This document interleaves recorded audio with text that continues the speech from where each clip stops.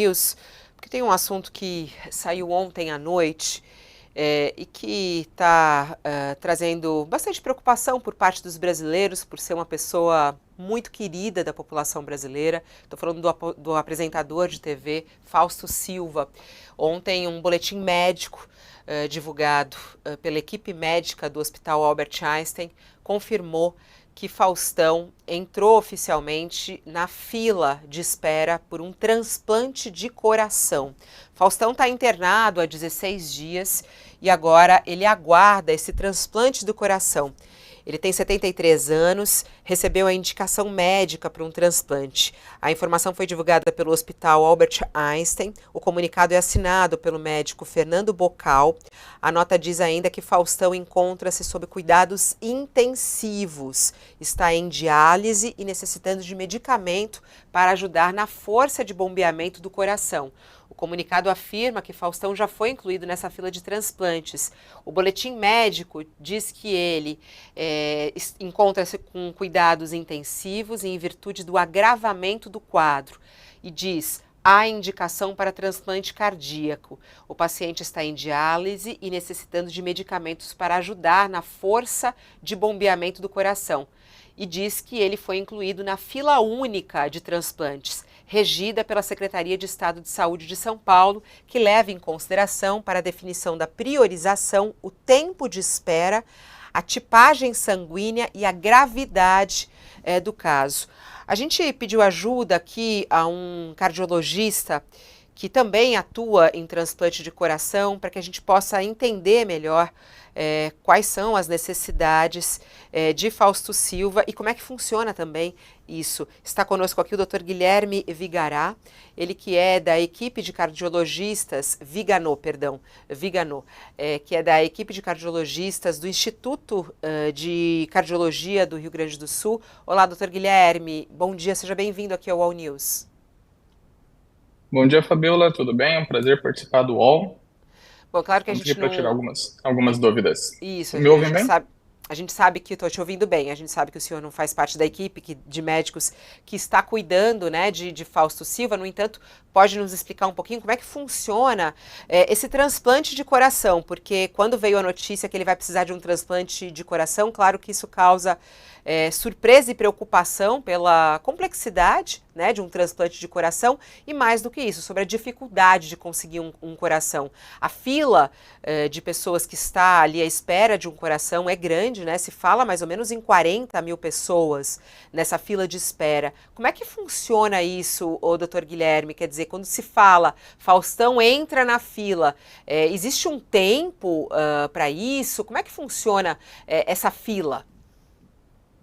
Isso, exatamente. Então, assim, só para colocar alguns pontos iniciais, né? O transplante cardíaco, ele é uma terapia substitutiva quando não há mais uma possibilidade que o tratamento clínico, o tratamento através de medicações, surtam um efeito e consigam compensar a doença de base do paciente, né? Então, assim, a insuficiência cardíaca, ela é uma via final da quase todas as doenças que acometem o coração, né? Então, pacientes que têm desde hipertensão arterial, diabetes, que sofrem infarto, todos eles podem acometer o coração de alguma maneira, e isso pode fazer com que o coração enfraqueça, perca força ao longo do tempo, né? Se esse coração, ao longo do tempo, não responde aos tratamentos aos quais ele foi submetido através de medicações, esse qualquer paciente, né, pode acabar precisando trocar o coração, né? Fazer um transplante para que consiga sobreviver por mais tempo, né? Então, quando a gente define por colocar um paciente em lista de transplante, é porque a gente realmente já viu que não há possibilidade de fazer tratamento por outras vias, né? Então, no caso do Fausto, o que aconteceu é exatamente isso, né? Foi iniciado um tratamento inicial por refratariedade, né, por não resposta adequada, e por piora clínica, ele foi incluído para a lista de transplante. A lista de transplante, uma vez que entra-se nela, ela é uma fila comum, né? Então, independente se o paciente entrou por ela através do SUS ou através de convênio, esse paciente ele enfrenta a mesma fila, tá? Existem critérios bem definidos para determinar quando vai chegar a vez do paciente receber o coração para ele, né? E o critério base é o tempo de fila, né? Então, quem entrou há mais tempo está na frente da fila. Porém, existem algumas situações em que o paciente não consegue esperar esse tempo na fila. Ele precisa passar na frente dos outros. E esses critérios são sempre por gravidade, né? Então, aquele paciente que está mais grave, que está precisando de um suporte maior, que corre, que tem menos tempo de vida, esse paciente ele precisa ser priorizado.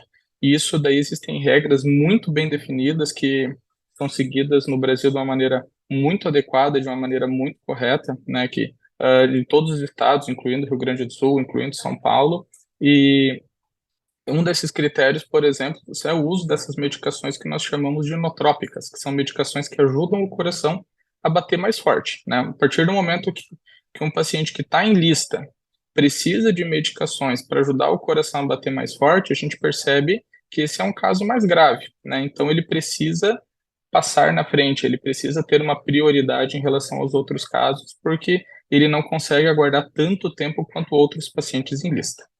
Agora, o senhor falou sobre uma fila comum, uma fila única. A fila única no Brasil inteiro ou essas filas são estaduais, doutor?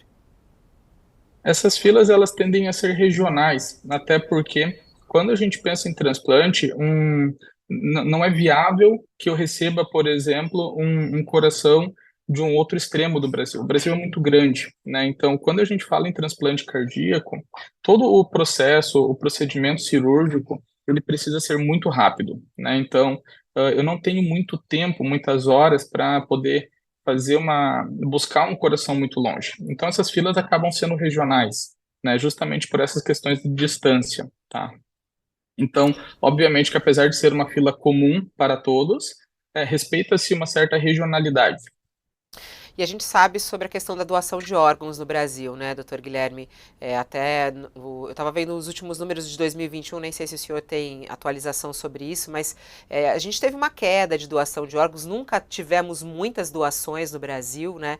Aliás, realizamos até poucos transplantes dentro das necessidades de transplantes. Falamos aí sobre essa fila enorme de 40 mil pessoas, só que são poucos transplantes por ano que são feitos no Brasil de coração, por exemplo, diante da necessidade que deveria ser feito. Há alguma expectativa, por exemplo, quando a gente fala o Faustão entrou na fila de espera por doação, de que possa haver um aumento no número de doação de órgãos no Brasil por conta de uma entrada na fila de alguém que é muito conhecido, por exemplo? Sim, a fila, sim, realmente temos um grande problema, porque nós temos muitos pacientes esperando por um coração, né? E a gente sabe que em torno de 20% desses pacientes acabam tendo de maneira mais fácil, né, um acesso a coração, tá? Um coração, isso não vale para outros órgãos, tá? É mais para o coração, do qual nós temos uma dificuldade bem grande em conseguir encontrar uma compatibilidade, que a gente precisa encontrar um coração que dê certo para o tamanho daquele paciente, para o tipo sanguíneo daquele paciente. Então, não é simplesmente, temos um coração, podemos utilizar. Ele precisa preencher critérios, né, para que seja adequado para aquele paciente em questão, né? Então, não é basicamente captar e transplantar. Então, o coração ele precisa ser compatível, né? Não apenas com o tipo sanguíneo, mas com um monte de outros critérios que nós utilizamos quando a gente avalia uma possibilidade de transplante. A oferta hoje a doação de órgãos dos pacientes no Brasil hoje é muito baixa, né? Isso daí por diversos motivos. Um dos motivos ainda é a pouca informação que a população geral tem. Por conta disso, gera um grau importante de preconceito ainda com relação à doação de órgãos, né? Isso a gente enfrenta esse desafio muito grande. E existem campanhas anuais que a gente tenta conscientização da população em geral para aumentar a quantidade de doação de órgãos, porque a gente sabe que existem muitas pessoas na fila ainda aguardando doação e é muito difícil encontrar, né? Então, situações como essas, né, em que uma pessoa famosa com renome nacional e internacional, como o Faustão, entrando na lista, é um momento, sim, da gente levar para a população essa campanha, né? Levantar essa bandeira novamente de quão importante é a doação de órgãos.